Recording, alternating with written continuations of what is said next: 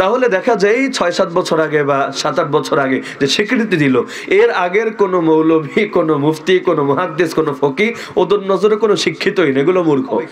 বিচারক হবে সবচাইতে বড় মুফতিরা, কিন্তু এখন যারা দেশ চালায় তারা তো আলেম, তাই না? তারা আলেম।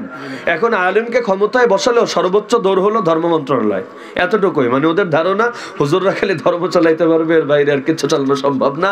এই যে মোল্লারা দেশ চালাচ্ছে, খুব খারাপ চলছে দেশ, তাই না? ইসলামী রাষ্ট্রে ইসলামী জ্ঞান দিয়ে বহু কিছু করার সুযোগ আছে। এখন বাংলাদেশে ধর্মীয় জ্ঞান দিয়ে কি করতে পারবেন? এই যারা কওমি মাদ্রাসায় পড়াশোনা করে, বা কয়েকদিন আগে, কয়েক বছর আগে তো একটা নামকাওয়াস্তে একটা স্বীকৃতি এসেছে, দাওরায়ে হাদিস মানে মাস্টার সমমানের স্বীকৃতি, যদিও নামকাওয়াস্তে তাও একটা এসেছে। কিন্তু এর আগে যারা পড়াশোনা শেষ করেছে, মনে করেন আমিও, যাদের পড়াশোনায় সমাপ্ত হয়ে গেছে এই সরকারের দেওয়ায় স্বীকৃতি নামক মূলা দেওয়ার আগেই, তাহলে এদের অবস্থাটা কি জানেন? যত বড় সনদ থাকুক, যত বড় সার্টিফিকেট থাকুক, এটা দিয়ে সরকারি মসজিদের মুয়াজ্জিনের দরখাস্ত করতে পারবে না। অন্যগুলো পরে কেন? কারণ সরকার তো তার আগে স্বীকৃতিই দেয় নাই। স্বীকৃতি মানে কি? যে সে যে পড়ালেখা করেছে, যে সে শিক্ষিত, এইটাই মানে না, এইটাই স্বীকার করে না। তাহলে দেখা যায় ৬-৭ বছর আগে বা ৭-৮ বছর আগে যে স্বীকৃতি দিল, এর আগের কোনো মৌলভী, কোনো মুফতি, কোনো মুহাদ্দিস, কোনো ফকিহ ওদের নজরে কোনো শিক্ষিতই না, এগুলো মূর্খ, এগুলো জাত মূর্খ ওদের নজরে। তো যার কারণে ধর্মীয় জ্ঞান দিয়ে কি করবে? এই ধর্মীয় জ্ঞানের সার্টিফিকেট দিয়ে বিচারক হতে পারবে? ধর্মীয় জ্ঞানের এই সার্টিফিকেট দিয়া রাষ্ট্রীয় সরকারি বড় বড় পদে চাকরি নিতে পারবে? কিচ্ছু পারবে না, কিচ্ছু না।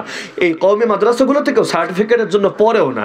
এখানে সার্টিফিকেট কোনো মুখ্য বিষয় না, বরঞ্চ এখানে পরেও আল্লাহকে রাজি খুশি করার জন্য আর আল্লাহ সন্তুষ্টি পাওয়াটাই এখানে মুখ্য। কিন্তু একটা জামানা ছিল যখন ইসলামের রাষ্ট্র ব্যবস্থা ছিল, তখন সবকিছু ইসলামের ভিত্তিতেই পরিচালিত হতো। বিচারক হবে কে? বিচারক হবে সবচাইতে বড় মুফতিরা। কেন?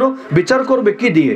বিচার করতে হবে কোরআন সুন্নাহ দিয়ে। আজকের বাংলাদেশের কথা বলছি না, আজকের বাংলাদেশে কোরআন সুন্নাহ দিয়ে কোনো বিচার হবে না। বিচার হবে মানুষের বানানো আইন দিয়ে। বিচার হবে ব্রিটিশ রেখে গিয়েছে যে সমস্ত আইন, ওই সমস্ত আইন দিয়ে, অথবা বিভিন্ন পার্লামেন্টের সদস্যরা তারা পার্লামেন্টে বসে বসে নিজেরা যা বানিয়েছে তা দিয়ে। যেমন আপনি গিয়ে মামলা করবেন যে পতিতলয় খোলা কেন, পতিতলয় বন্ধ করেন, বিচারক উল্টা আপনারা পানিশমেন্ট দিবে। পতিতলয় তো খোলাই থাকবে, বন্ধ হবে কোন দুঃখে? কেন? মানুষ এটার পক্ষে আইন বানিয়ে নিয়েছে। তো ওদের কাছে মানুষই খোদা, মানুষের কথাটাই আইন, মানুষের কথাই বিধান। আল্লাহ কি বললেন না বললেন ওদের দেখার বিষয় না। কিন্তু ইসলামের রাষ্ট্র যদি হয়, সেখানে কে কি বলল না বলল এটা দেখার বিষয় না, আল্লাহ এবং তার রাসূল কি বললেন দেখার বিষয়।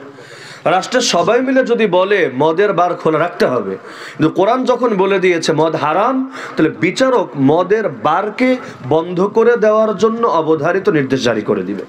তো এখন যদি বিচারক হয় কোরআন সুন্নাহর আলোকে, তাহলে বিচার করবে কিভাবে? তারা তো মুফতি হতে হবে। মুফতি না হলে ফতোয়া দিবে কিভাবে, রায় দিবে কিভাবে, বিচার করবে কিভাবে? তাহলে যদি ইসলামী রাষ্ট্র ব্যবস্থা থাকে, ধর্মীয় জ্ঞানের বহু কাজ আছে, বহু কাজ। এমনকি যারা শাসক হবে, মনে করেন সরকারে যারা মন্ত্রী বলেন, প্রতিমন্ত্রী বলেন, প্রধানমন্ত্রী বলেন, রাষ্ট্রপতি বলেন, তাদের জন্য ফরজ বিষয়, ফরজ হয়তো নিজে আলেম হবে, না হলে আলেমদের থেকে ফতোয়া নিয়ে পরামর্শ নিয়ে দেশ চালাবে। এই দুইটার বাইরে ৩ নাম্বার যদি কিছু করে সে ভণ্ডে পরিণত হবে। ব্যাস, কথা ক্লিয়ার। হয়তো নিজে আলেম, যেমন আবু বকর রাদিয়াল্লাহু আনহু আলেম, ওমর রাদিয়াল্লাহু আনহু আলেম, ওসমান আলেম, আলী আলেম, তাদের জামানায় তারাই শ্রেষ্ঠ আলেম, তাদের সমমানের আলেমও কেউ নাই। তারা যেভাবে দেশ চালিয়েছেন, এভাবে আল্লাহ এবং তার রাসূলই বলে গিয়েছেন। তারা ওই কোরআন সুন্নাহকে সামনে রেখে দেশ চালিয়েছেন। কিন্তু এখন যারা দেশ চালায় তারা তো আলেম, তাই না? তারা আলেম। এখন আলেমকে ক্ষমতায় বসালেও সর্বোচ্চ দৌড় হলো ধর্ম মন্ত্রণালয়, এতটুকুই। মানে ওদের ধারণা হুজুররা খালি ধর্ম চালাইতে পারবে, এর বাইরে আর কিছু চালানো সম্ভব না। আর বাকি চালাইতে পারবে কারা? চালাইতে পারবে যারা কাফের মুশরিকদের আইন কানুন ভালো জানে, ইউরোপ আমেরিকায় কি চলে না চলে এগুলো ভালো জানে এরা।